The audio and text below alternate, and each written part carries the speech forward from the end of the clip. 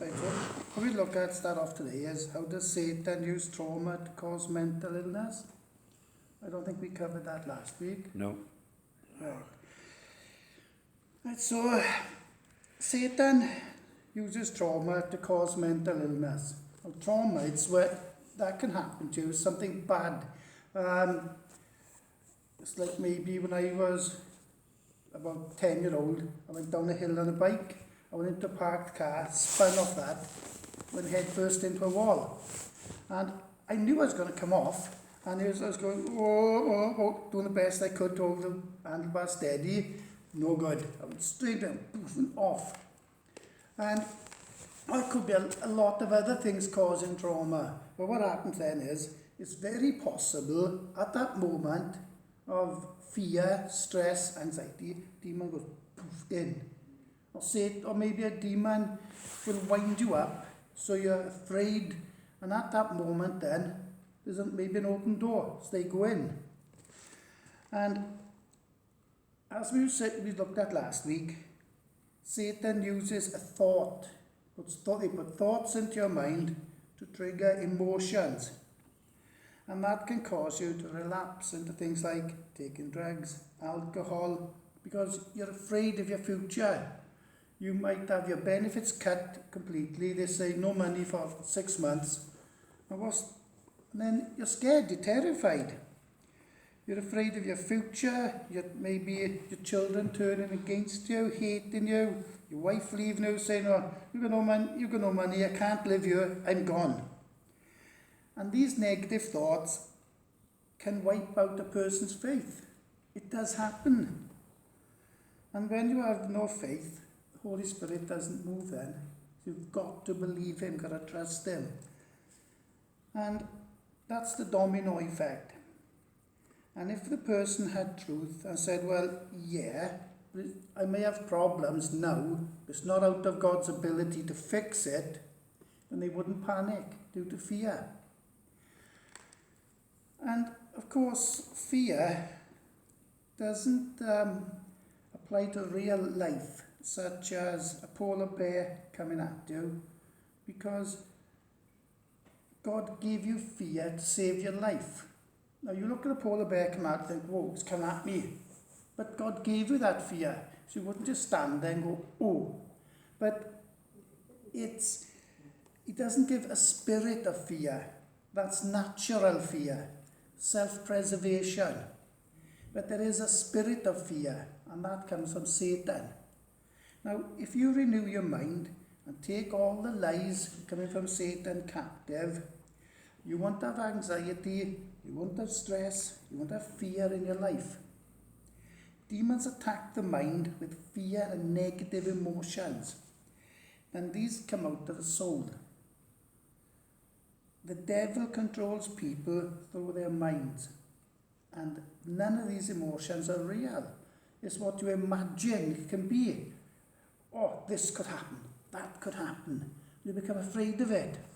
And how many times when you're afraid, thinking, oh, this could happen, that could happen, oh no, how many times does it happen? Not often. Yes? I do, I'm sorry. I live in fear nearly every day. It's horrible. Yeah, that's what I'm saying. It's horrible when you're afraid. But negative emotions come out of the soul. They're followed by negative behaviour. And it's happened to all of us, I dare say. So has anybody got any thoughts on that?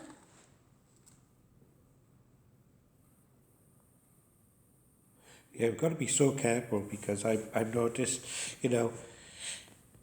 I often see things happening before they happen, sometimes, and other times I get worried, oh, this might happen, that might happen, so, and it doesn't happen, It's just a thought, it's just an imagination. Sometimes we let our imagination run wild, and by that door, you're opening the door for things to come in, and make you afraid and scared.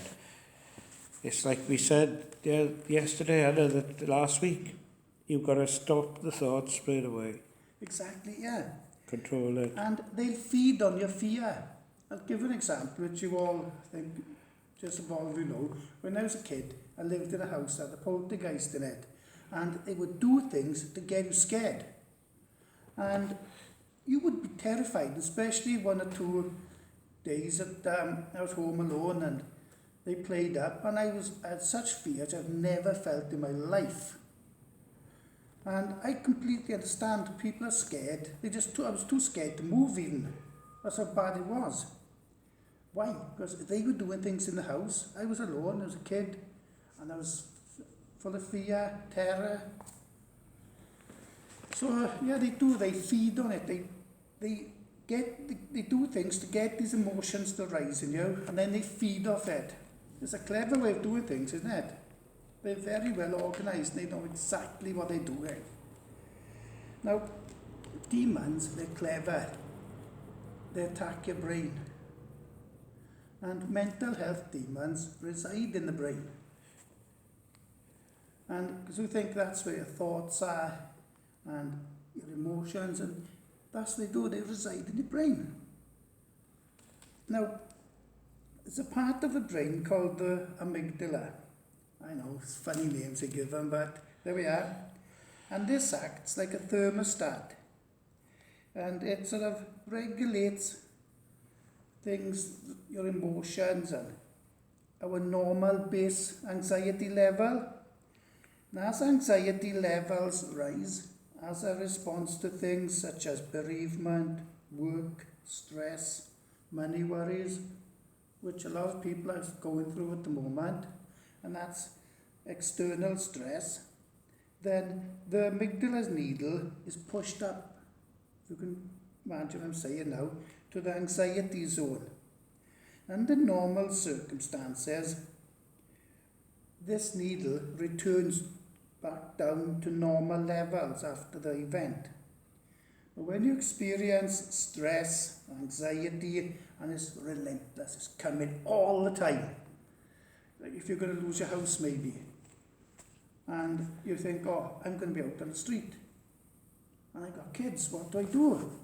And we've seen videos of that, I'm sure we've all seen them, a woman on the street, a child with her, and they're homeless, a young child as well. And they're going at, the stress they're going through is unbelievable. And that needle is then stuck at a high level. It doesn't come down. And it becomes instinctual then. It becomes instinctive to feel stressed out, anxiety, constant worry. And the thoughts, as we said last week, the thoughts will go around in your mind.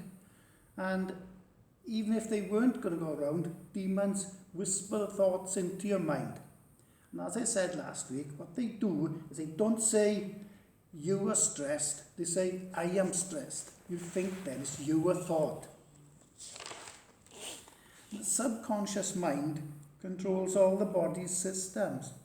And it thinks then this new anxiety level is appropriate and it's the normal level. But consciously, you know it's not. The subconscious says, yeah, this is what it should be. But your conscious mind is saying, no, this isn't normal. I'm not supposed to be like this. It's as if the hard drive of your mind has been reprogrammed with new anxiety software. And with this new anxiety level comes sensations and symptoms of anxiety disorder. Maybe panic attacks, phobias, disturbing thoughts. So in order to reverse these changes, you have to reset the needle of your amygdala back to the normal position. And what I used to find, well, I found over my life, as I'm sure many of us have, if you're stressed, if you've got anxiety, the best thing to do is to get into God's Word. Because you know everything in His Word is truth. And you know, no matter what you're going through, He will see you through it. It might not be pleasant, it might not be easy, but you know at the end of the day, He's there. And He will get you through it. Right, now, the amygdala. I wonder where they get these names from, innit? Easy Latin. Some flipping Greek, whatever. Or Latin, innit? Greek Latin. Yeah. Anyway, the amygdala consists of 2 glands, the size of an almond. And the devil can attack these glands just as he can any part of the body. And if a person undergoes deliverance and removes that fear spirit, the amygdala glands return to normal. Now, a person undergoes deliverance and removes a spirit of infirmity. And say a person had cancer, it's gone. They return to normal health. Once a spirit of addiction is removed from a person's body, they're no longer a recovering addict. They become an ex-addict. Secular counselling has a 3 to 5% success rate because they don't remove the spirit that causes the craving. Psalm 53 verse 5, they were in great fear where no fear was. And this is how the Bible describes phobias. The idea just goes into your head. But they're lying. It's lies. It's fabricated. It's a false belief. They put the ideas into your mind. Has anybody got any thoughts on what we've just looked at? It's Yeah. scary that you're making sense. Yeah. It does, doesn't it? Yeah. It is. It's not a nice thing. It's making sense. But it's there. It happens. It's got to be looked at, isn't it? Yeah. If we only look at the nice parts of the Bible, yeah, that's great, and you go home from a service feeling happy. But then, what do I say? I preach free, not happy. And freedom makes you happy. Yeah. Yeah. If you haven't got freedom, you can't be happy, can you? Anybody else got any thoughts? I'm glad you brought up the bit about addiction, and you know, okay, I went through treatment centre for my alcoholism and everything else, and the 12-step program, but they still say that you're once an addict, always an addict. Now God says different. I'll deliver you from all these things, and he will set you free. It took me years to realise that I was no longer an alcoholic. God had delivered me from that. And when I was going to meetings, you constantly, my name is, I'm an alcoholic, you know? Okay, in the beginning, when you're first doing it, yeah, you've got to admit your problem, and then there's a solution to the problem. But when you're delivered of the spirit of alcoholism, then you are truly free. You're no longer an alcoholic, or you're no longer a drug addict, or whatever God delivers you of, and sets you free of it once you've had that deliverance.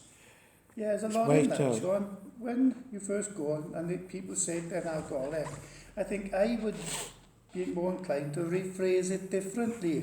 Because if you say that you are one, could well be cursing yourself. Yes. So that curse then has to be broken. So I'd be inclined, people need to admit that they have an alcohol problem, but they need maybe to rephrase it differently. There was some sort of problem. Yeah. Just down to, because most of the NA and AA and GA and all the other ones that you go to, they always say, I am. I Yeah, am. exactly, It yeah. covers all of it. Yeah. And, right, so if we look at anorexia, for example, this is caused by a demon putting a thought into the person's mind that they're fat. They might be slim, might be looking nice. They look in the mirror and, I'm fat. And no matter how much weight they lose, they're still fat, even though they're not. And they play it over and over in their mind. And eventually they start to receive it and believe it. Yeah, that's down to mental illness. That turns into Yeah. mental illness of body dysmorphia. That's it, yeah. So again, it's caused by the demons putting those thoughts in their mind. And especially if a person's autistic, because then those thoughts will go round and around anyway. So now fear causes the person to diet. Follow me? It's the same thing. It's not real. It's based on lies. And when they die, which is the net result, that part of it is real. All the imagination, the fears, isn't. And the fact they're ill is real. But the cause of the illness is lies. And the reason is they have an unrenewed mind. They are processing lies. Jesus said, "You shall know the truth, and the truth shall make you free." Not lies, not demonic lies. The truth of God will make you free. And it does every time. Your thoughts, they're powerful. Far more powerful than you think. Because they control your emotions. If you can't control your thought, you're not going to be able to control your emotions. And as we've said, capture the thought. Say, no, I'm not having that thought. Cast it aside and think of something else. Something nice, something that'll cheer you up a bit maybe. And it can be, it's not easy to capture a thought. But the more you do it, the more you depend on God. And just say, Holy Spirit, help me. I'm going to get rid of this thought now. I'm not having it.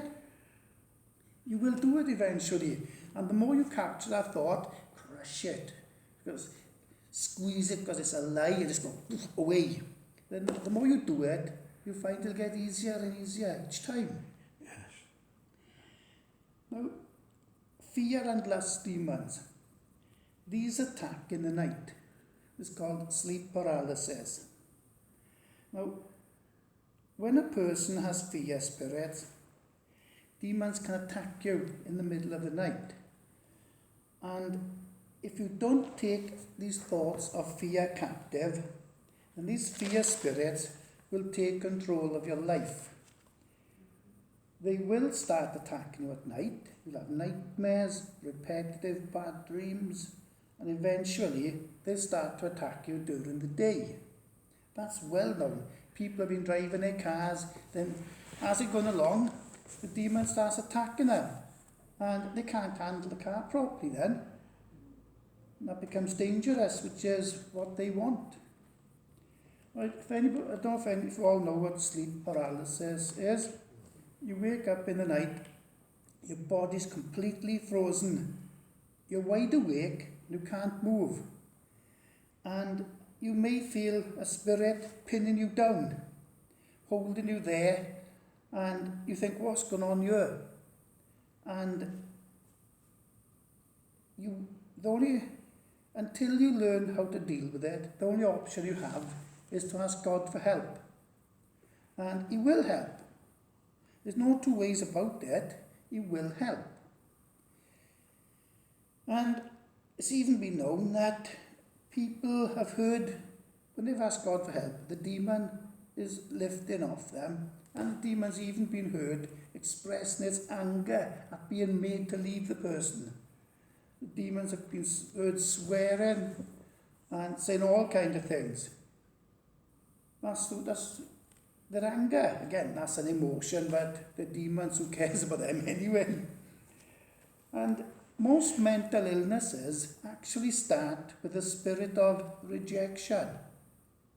Now, this spirit gets into people in a different way.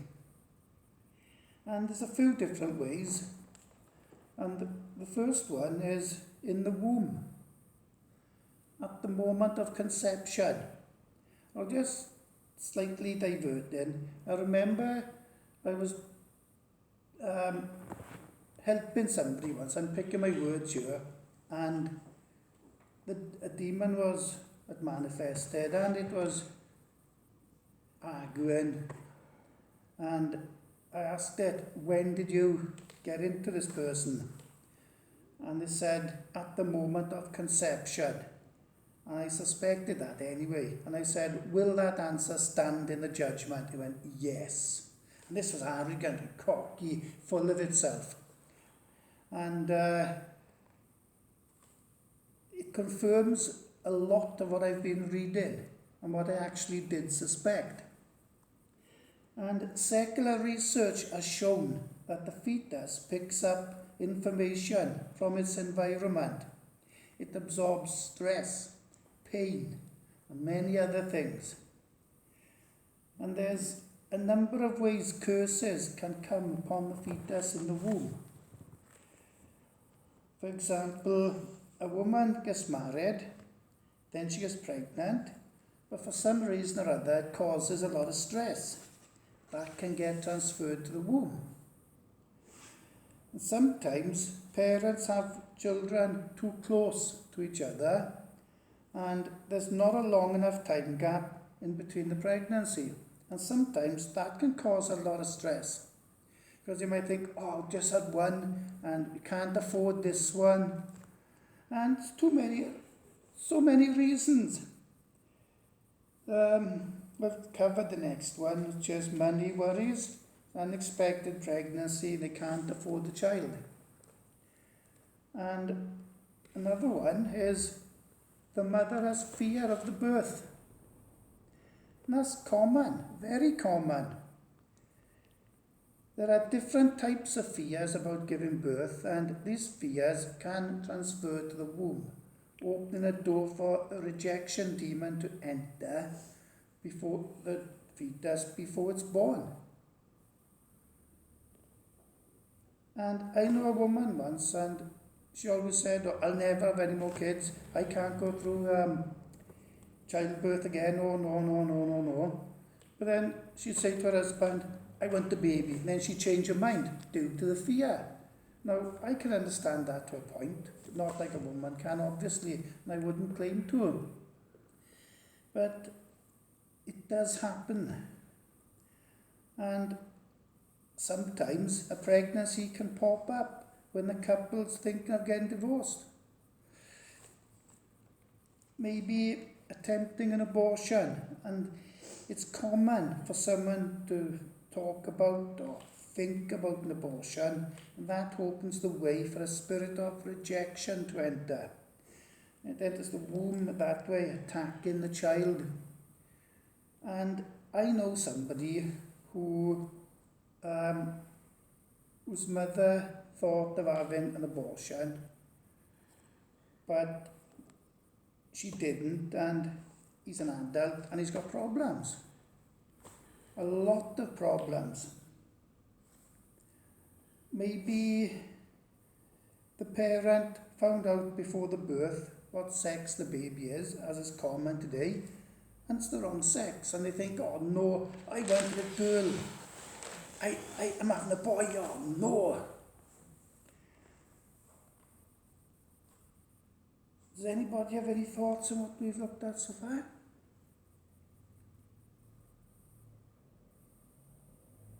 Interesting. It's different, isn't it? Very different. It's not the type of thing a doctor will tell you because they don't know.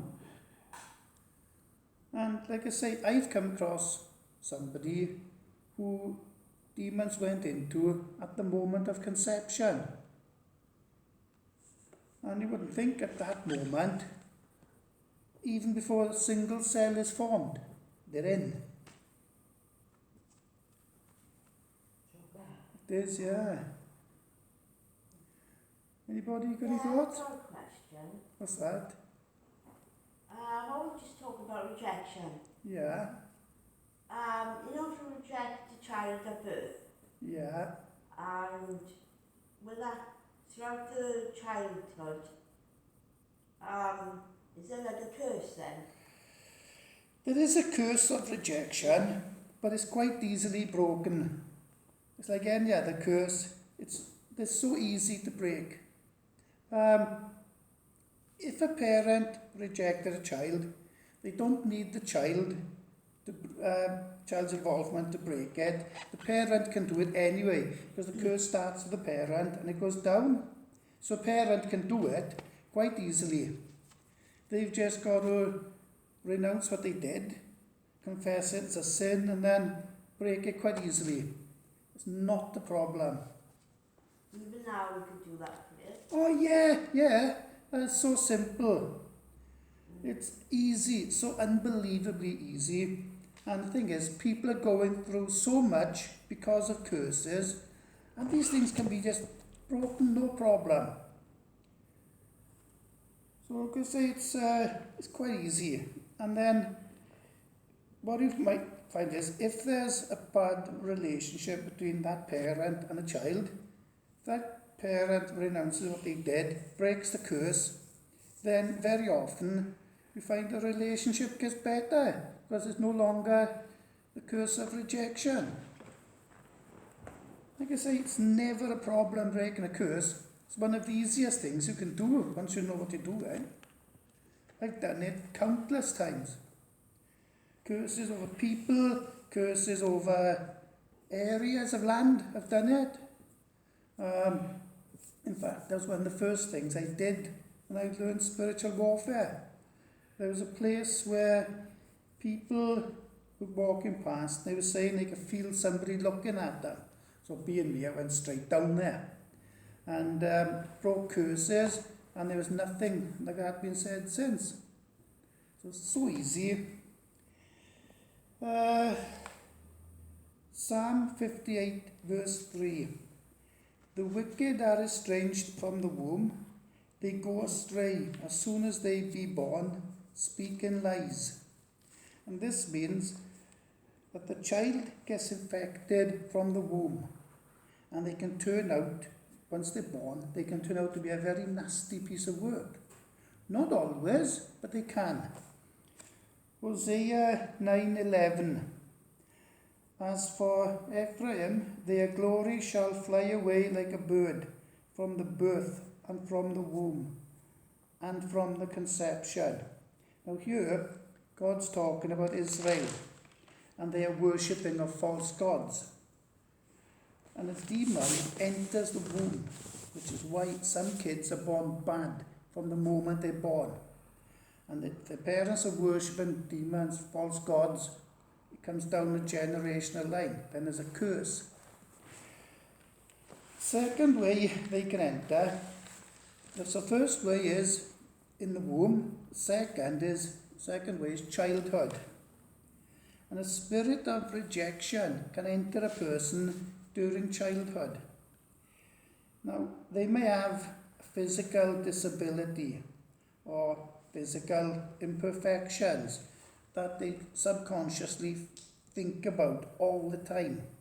People reject them or make fun of them because they have some kind of physical imperfection or oddity. And kids can be cruel. They can laugh and mock. They don't mean to be nasty, but they're just taking the mickey. And the victim can feel pushed away, hurt, and then they can feel rejected, or even by their own family members. And then a spirit of rejection can enter into somebody that way. Or they were born the wrong sex. Or for example, a woman's a tomboy. Or a woman can be masculine. Or a man can be effeminate. Okay. Okay. The parents might be going through divorce, or a child could be abandoned, and they blame themselves. So parents on divorce, they feel abandoned. Children feel they're abandoned, and the children might think, I'm to blame for my parents splitting up. And then a demon can go into them that way. Again, children might be totally innocent, not to blame in any way whatsoever. And when that happens, then demons say, you were to blame, or I'm to blame, their thought would be. And they send that thought around the mind, child gets stress, anxiety, and everything else. It could be the death of a parent or a sibling. Now, the death of a parent, even as an adult, there's nothing like that. It's awful. But again, people can still feel rejected, and you still feel it even as an adult, but if you're a child, it's worse, because you may not understand what's going on. Or if your brother or your sister dies, luckily and thankfully to God, I haven't experienced that yet, with a brother or sister dying, but people can still blame themselves, especially if they are to blame in some way. The death of a parent when a child is young is huge. No, and the rejection demon takes advantage of it and it moves in. They're always looking for that moment, that little gap, and then they're in. There's a sense of being abandoned or maybe left on your own when a parent dies. Kids are not capable of sorting through that, and that's when they need adult help the most. And unfortunately, very often adults are not there to help the child. So the child has to process this trauma on their own, and the rejection demon takes advantage of it by moving in on them.